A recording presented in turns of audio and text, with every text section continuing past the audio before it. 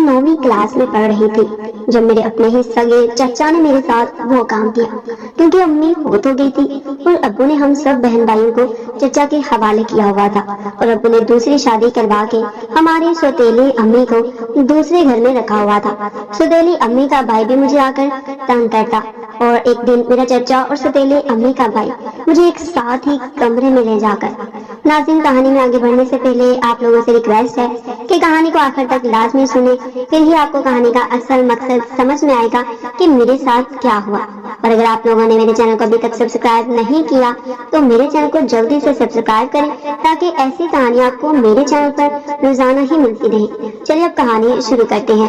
میرا نام دانیہ ہے اور میں 14 سال کی بچی ہوں۔ کچھ ہی دن پہلے میری والدہ کا انتقال ہوا ہے۔ ان کے مرتے ہی میرے ابا کا پیار میرے لیے مر گیا۔ انہیں میری فکر نہیں تھی، فکر تھی تو صرف اپنی دوسری شادی کی۔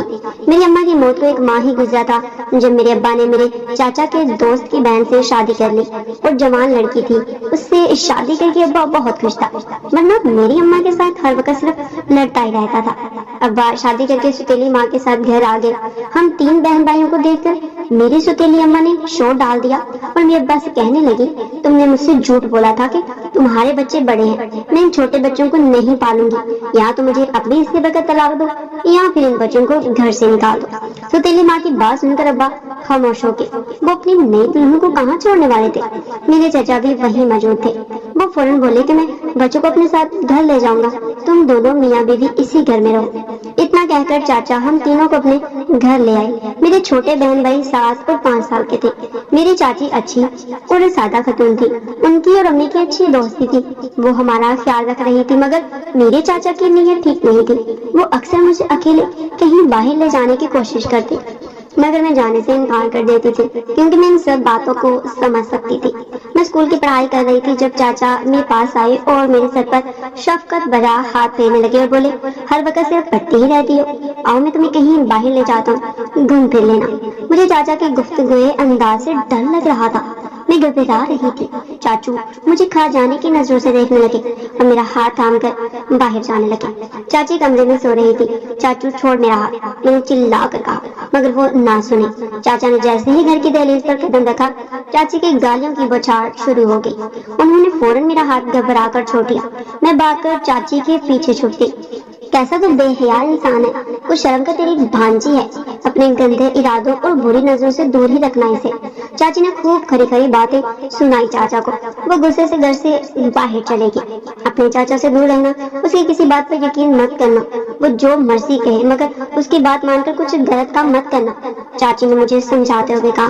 میں روتے ہوئے ان کے گلے لگ گئی۔ میں بہت ڈری ہوئی تھی۔ ہم تینوں بہن بھائی ایک ہی کمرے میں سوتے تھے۔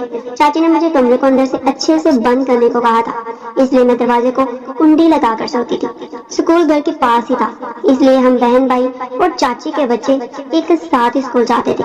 میری 9ویں جماعت کے پرچے شروع ہونے والے تھے، اس لیے مجھے چھٹی لیٹ ہوتی تھی۔ ٹیچر ہمیں پیپر کی تیاری کرواتی تھی۔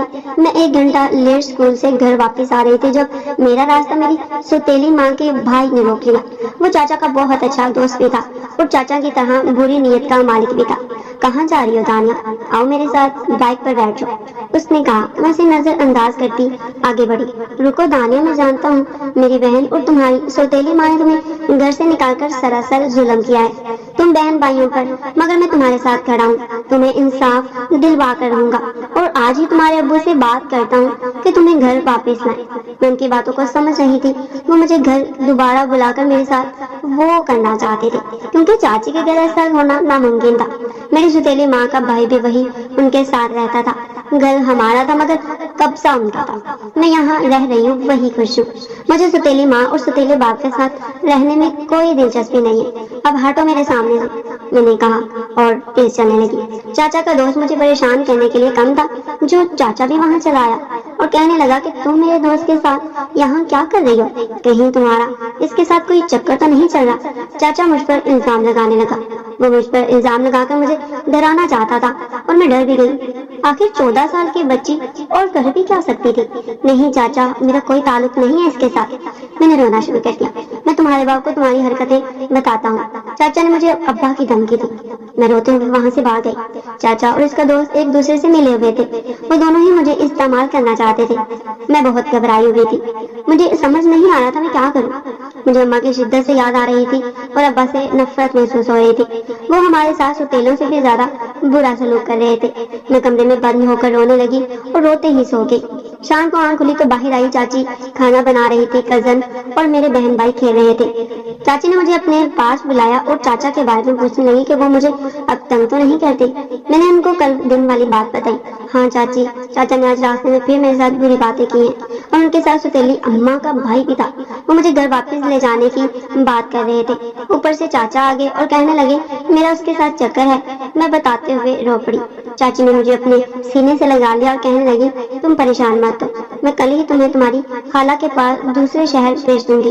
اگر مزید تم یہاں رہی تو نہ جانے یہ دونوں مفادی انسان تمہارے ساتھ کیا کیا کریں گے۔ مجھے معلوم تھا اس شادی کا کوئی نہ کوئی مقصد ضرور تھا۔ چاچی مجھے بتا ہی رہی تھی جب میرا بھائی چھت سے گرا اور اس کے سر سے خون بہنے لگا۔ چاچی فوراً اسے اٹھا کر ہسپتال لے گئی۔ میں بچوں کے پاس گھر پر ہی تھی۔ شام سے رات ہو گئی، چاچی گھر واپس نہیں آئی تھی۔ مجھے اپنے بھائی کی فکر ہو رہی تھی۔ میری بہن اور کزن سو گئے تھے۔ رات کے وقت مجھے مزید ڈر لگ رہا تھا۔ میں چاچی کے گھر آنے کے لیے دعائیں مانگ رہی تھی۔ دروازے پر دستک ہوئی، میں بھاگ کر دروازہ کھولنے گئی۔